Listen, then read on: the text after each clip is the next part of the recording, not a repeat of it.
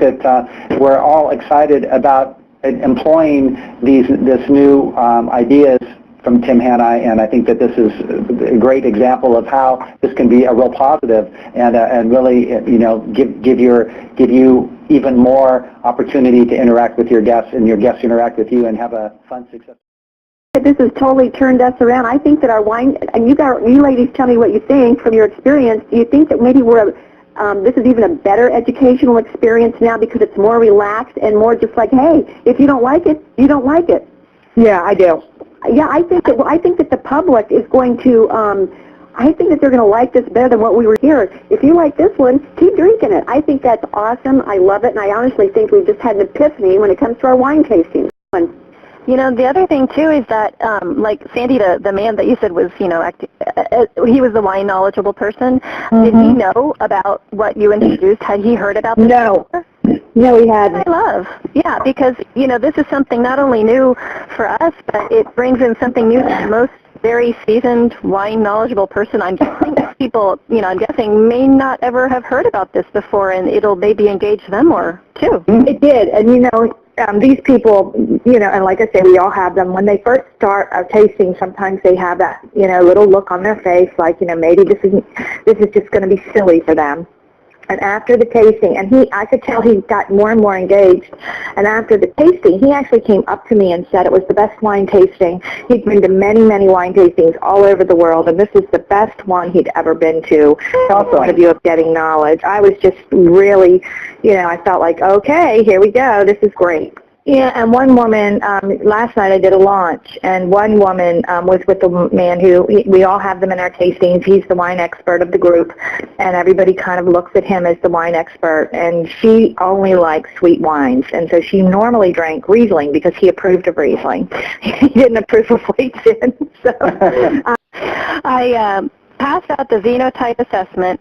I told them about how I had just gone to convention, and we got to speak with a wine master and give them a brief bio about Tim Hanni, and then I showed them on their blackboards that there was a Vinotype assessment quiz there, and I asked each of them to take it. They were smiling. It was like very interactive and fun. I just thought it was a great icebreaker, and so I went around and I gave a sticker to each person based on what they were. So once we had the stickers, I talked about what this meant, saying that everyone just has a different preference, and I just observed. I watched if people, were in a certain category, how their facial reactions were to certain wines. Well, I love that, and I think what you brought out is really a kind of a neat thing, and I think it kind of makes you more aware than before of people's reactions to the wine, and how and now you have kind of a tool or a couple of different tools to use for those people who do grimace or make a face or something, but it does enable you to be kind of more on top of people's reactions to the wine. It makes you just more engaged, and I love watching their reactions. I want to learn more and study up more on Tim Hanni's information. And I think the other great training that came out of this was not forcing someone who really doesn't drink red wine to say, okay, now you got to try, at least try it, drink it, giving them the power to say, well, I'm not really that much of a red wine drinker. I don't usually drink red wine, and then enabling that by giving them more of the white wine that they enjoyed, and really, and just like you said, Sabrina, that it seems like they had the stress kind of left their face, and they were happy to know that they can just settle with their white wine and not even have to hassle drink they didn't want to. It's really just about listening to each of their needs, asking them individual questions. I also felt like it helped me to kind of keep a little bit more crowd control, because it just engaged people in this new concept that they've never heard of either. Has anybody else out there employed any of Tim's ideas out there in the tasting? Joe, this is Sandy. Hey, Sandy.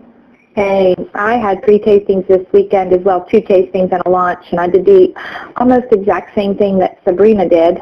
I did everybody's assessment, and the same way she did in the beginning. And this woman bought a half case, which is probably the first time a sweet wine lover bought a half a case of wine from me in a year. And she got all happy and just kept drinking that risotto and bought a half a case of it, which, you might not think that's a big amount, but for me, it really seemed to be a huge difference in the amount of wine I would sell